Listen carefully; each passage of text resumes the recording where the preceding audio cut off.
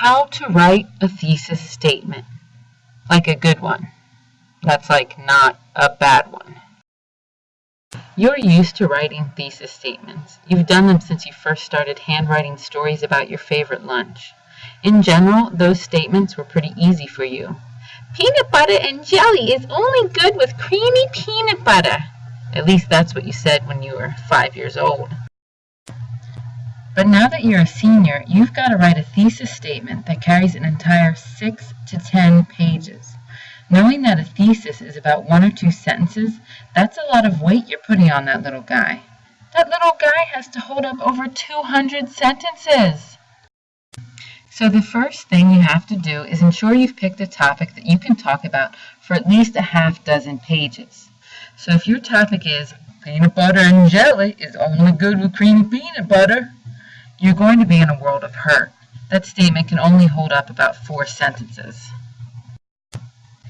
On the flip side, you want to make sure your topic isn't too broad, like peanut butter can be eaten for lunch. Well, if you Google peanut butter recipe, you get 26 million hits. That's way too broad. Once you have a topic that's mid-range, then you can think about writing a thesis statement. You start by taking your topic and turning it into something that could be arguable or controversial. Something like, peanut butter should be included on every school menu. There might be a few peanut-hating jerks out there who disagree with that. Then you have to give justification for why you think that, like, it provides essential nutrition and is affordable for all schools. Before you put those two things together, make sure your reason's enough to carry those 200 sentences, because each single one of those sentences needs to be about peanut butter being nutritious or affordable. You've done research, so I know you know if your information supports that.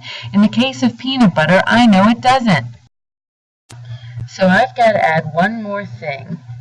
Peanut butter is liked by many people. Now that I have a position and all the justification I need, I can put it together and make a thesis statement that says, peanut butter should be included on every school menu, period. It provides essential nutrition, is liked by many people, and is affordable at all schools. Notice what I did there. I gave you a thesis statement with 2 sentences, since most of you are probably used to having to limit yourself to just 1. Now that you've gotten an idea of what your thesis statement should be, do me a favor. Please don't commit to it until you double check that you can write 6 to 10 pages about it.